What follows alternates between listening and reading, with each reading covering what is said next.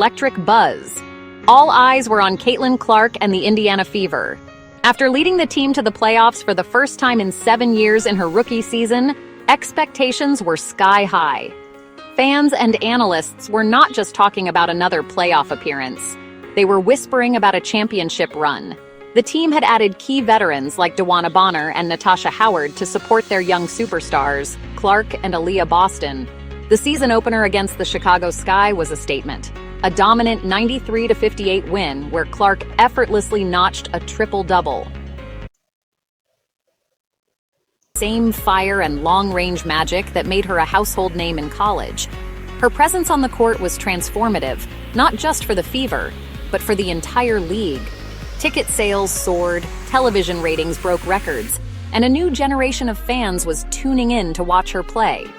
She was living up to every bit of the immense hype that surrounded her entry into the professional ranks. In the games leading up to her injury, she even led the Fever to a near victory against the undefeated defending champion New York Liberty, a thrilling 90-88 contest that proved Indiana could compete with the very best teams in the league. Then, on May 26, 2025, the unthinkable happened. During a heated game, Clark suffered a left quad strain. For the first time in her entire basketball career, spanning her youth leagues, her record-shattering time at Iowa, and her professional start, she was forced to miss a game. The news sent a shockwave through the sports world. She had built a reputation for her incredible durability and toughness, playing through minor knocks and always being available for her team. This injury was different. It was a stark reminder of the physical demands of the WNBA and the fragility that can accompany even the most gifted athletes. The immediate impact was a sense of profound uncertainty for the Indiana Fever. Their leader, their primary playmaker, and their biggest star was suddenly gone from the lineup. The question on everyone's mind was how the team would cope without her. Coach Stephanie White preached caution, emphasizing the need to play the long game with Clark's health and refusing to set a firm timeline for her return. The team, and its legion of new fans, would have to navigate a stretch of the season without the very player who had brought them so much hope and excitement.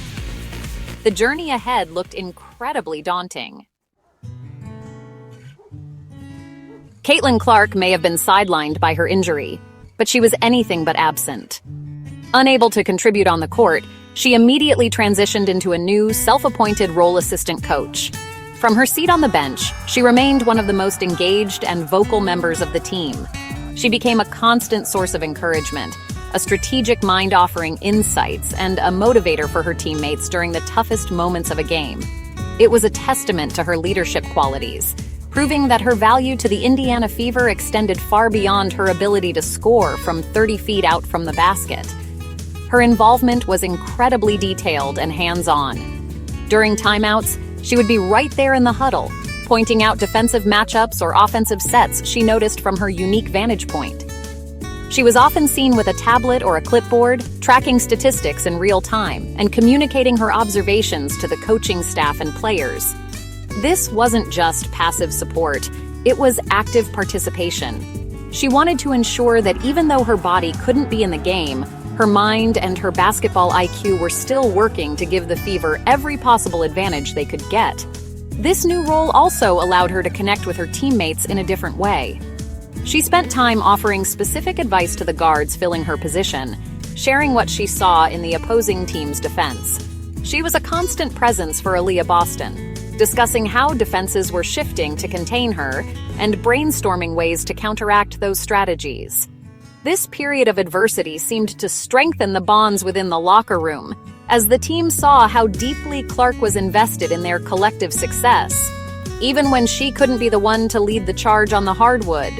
For the fans watching, it was a glimpse into the mind of a basketball savant.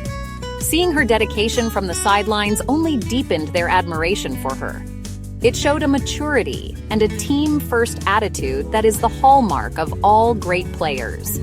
She wasn't just waiting to get better. She was actively working to make her team better in her absence. Her commitment sent a clear message to the rest of the league.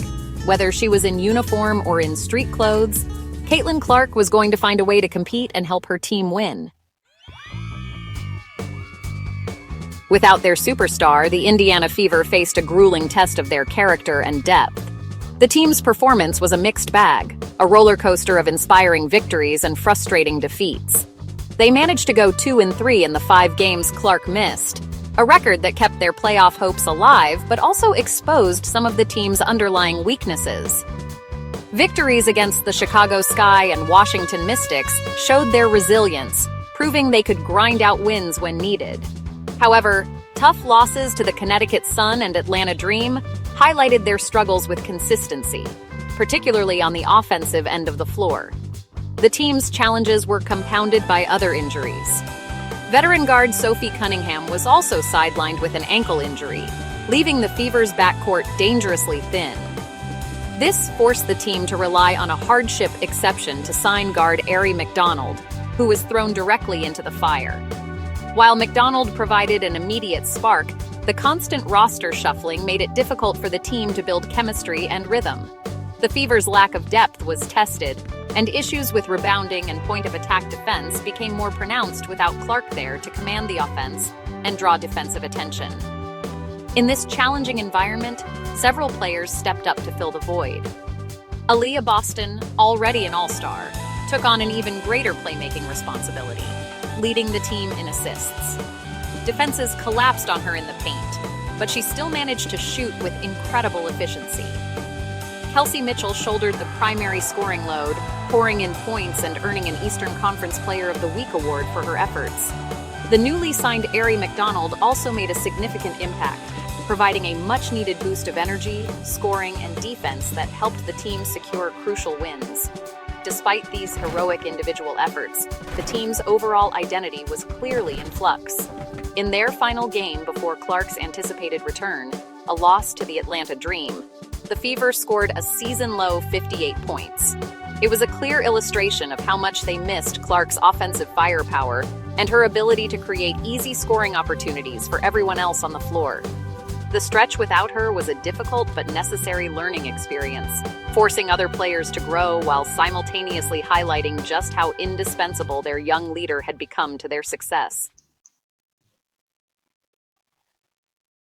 Now, with the date of June 14th, 2025, circled on every fan's calendar, the sense of anticipation is palpable.